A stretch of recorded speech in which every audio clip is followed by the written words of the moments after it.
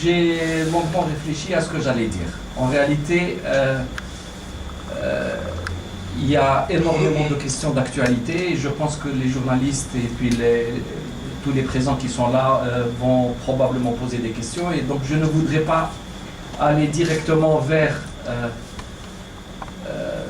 l'analyse de la situation ou l'explication sur certains faits. Je pense qu'on le laissera au fur et à mesure se développer durant le débat. Par contre, j'ai, disons, le devoir de mettre en place l'esprit de la rencontre et surtout réfléchir sur les grands axes, sur les grands problèmes qui se posent à nous. Le pays, à n'en pas douter, est dans une situation assez critique, difficile, compliquée. L'actualité est là pour nous le rappeler à tout moment. Et ça, ce n'est pas dû à simplement des faits qui s'accumulent par hasard. C'est toute la conduite du pays depuis des années, depuis des décennies, qui peu à peu nous a entraînés vers cette situation, disons, déplorable. Il y a bien sûr les grands thèmes que nous pourrons aborder. Je pense que l'aspect économique, social va devoir prendre sa part. Il y a l'aspect sécuritaire, il y a l'aspect international, puisque nous sommes dans une géopolitique assez trouble. Il y a bien entendu la dimension politique, avec l'activité de l'opposition, avec l'activité de la CLTD, ce qui se passe au niveau de l'instance de consultation et de suivi. Il y a ces difficultés pour le pays à assurer une gestion normale de la vie quotidienne, car les institutions étant très difficilement mises sur pied. Donc je vais commencer ma petite introduction par la lecture d'une petite lettre que j'avais écrite en 2001 et que Liberté m'avait fait l'honneur de publier en ce temps-là. Et je pense qu'elle est toujours d'actualité.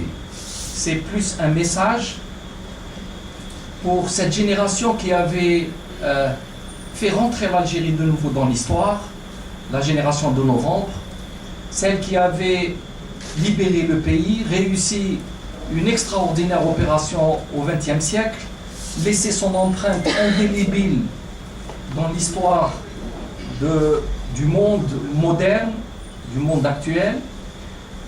On ne pourra jamais parler du XXe siècle sans parler de la révolution de novembre 54.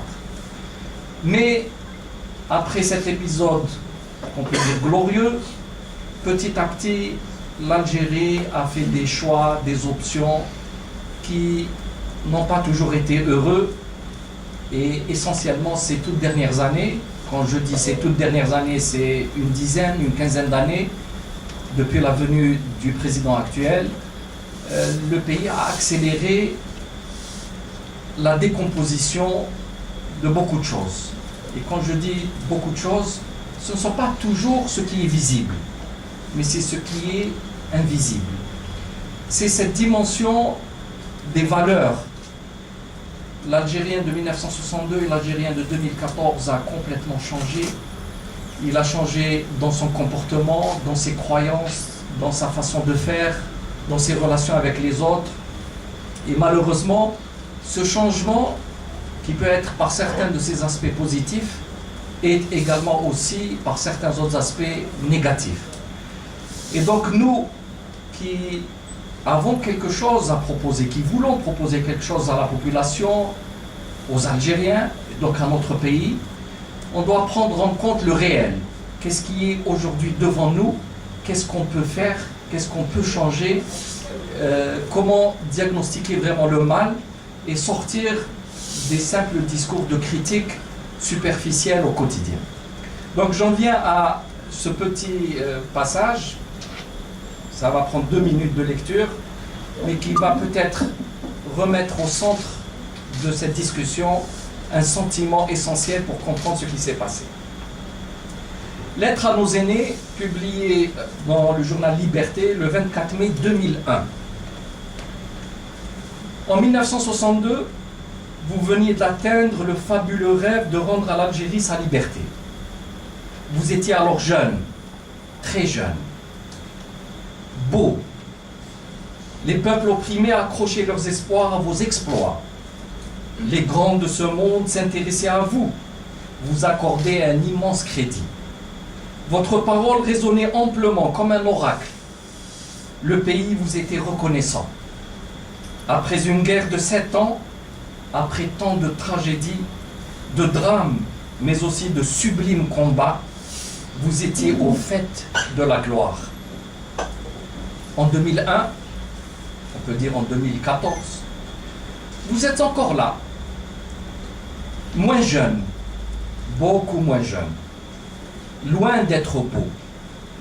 Le regard des autres n'est plus le même, plus du tout le même. Les peuples du monde ont pitié de nous. Les grands de ce monde n'ont que mépris pour vous. En déclenchant la guerre de libération un certain 1er novembre, vous aviez réussi à créer le mythe fondateur dont avait besoin l'Algérie pour se consolider en tant que nation et pour affronter les vicissitudes de son destin. En méprisant votre peuple, en vous constituant en caste de privilégiés, en vous accrochant éperdument au pouvoir, en ignorant la jeunesse, en liquidant les élites, en dévoyant tous les beaux principes de novembre, vous êtes en train de détruire irrémédiablement la symbolique de la Révolution et de ses martyrs. Hier modèle du bien, vous êtes devenu modèle du mal. Vous aimez l'Algérie, oui, sûrement, mais vous l'avez étreinte si fortement que vous l'avez étouffée. Vous aimez la liberté, oui, sans aucun doute, vous aviez combattu pour elle, mais vous y tenez tellement que vous l'avez confisquée à tout un peuple. Vous aimez la souveraineté, oui, avec certitude, mais vous la voulez si intensément que vous ne vous voyez que souverain. Quant aux Algériens, ils n'ont le choix qu'entre la résignation, l'exil ou le suicide. Sinon, ils peuvent être également surpris par la mort odieuse donnée par d'autres Algériens que vous avez rendus fous. Mais de tout cela, vous n'en avez cure. Vous n'écoutez personne. Vous n'entendez aucune voix. Vous êtes indifférent au malheur et au drame de ce peuple. Vous ne tentez même pas de lui parler, de lui dire quelques mots vrais pour apaiser